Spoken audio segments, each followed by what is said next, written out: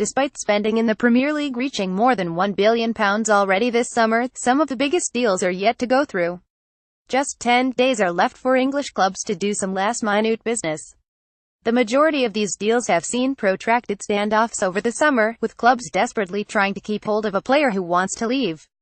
But for a while, it has become clear how much power footballers themselves now have over their future, rather than their clubs. Here, Newsweek guides you through 6 of the biggest deals that could still happen by August 31st. Keep up with this story and more by subscribing now. Diego Costa. The war between Costa and Chelsea went public at the beginning of the season when it was revealed that manager Antonio Conte had told Costa he was not in his plans going forward. From then, the striker has spent his summer in Brazil and says he will never return to Stamford Bridge. In an interview with the Daily Mail, the Spaniard criticized Conte as a coach, claiming he lacked charisma and said that he only wanted to move back to Atletico Madrid. Chelsea wants Costa to return to its training base in London and a fitness, because the club wants £50 million, about $64 million for him. Atletico, according to reports, is willing to pay the price tag, but its transfer ban will mean Costa would not play until January. Philippe Coutinho. The most bizarre of situations has played out with Barcelona's desperation to make Coutinho the successor to Neymar in Catalonia. After selling Neymar to Paris Saint-Germain for a world record £198 million, about $255 million, Barcelona needs a big statement to come in, and the club sees Coutinho as that man. The La Liga giant is willing to spend £120 million of the Neymar money on Coutinho, but Liverpool is unwilling to accept. Jurgen Klopp deems Coutinho priceless, especially now with just 10 days remaining of the transfer window. Coutinho, though, has handed in a transfer request as he looks to force the move through.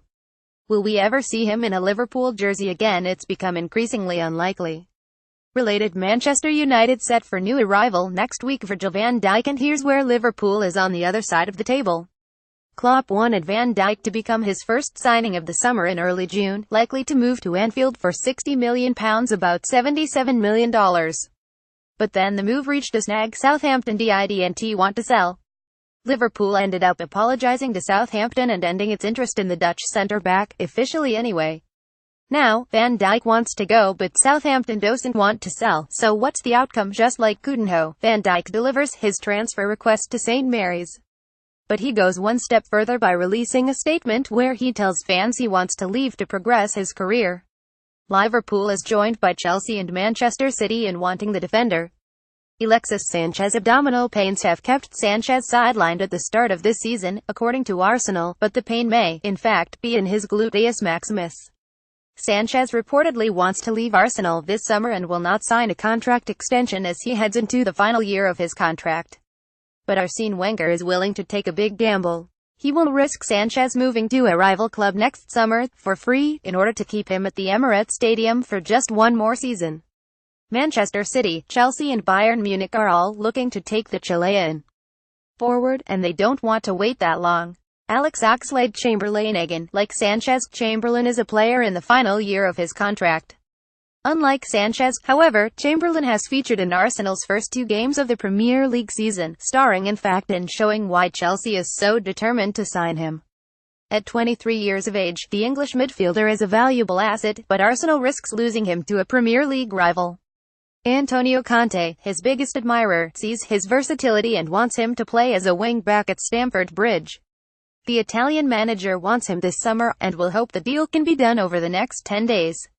Danny Rose. Unlike many of the other potential transfers, Rose popped up late in the window.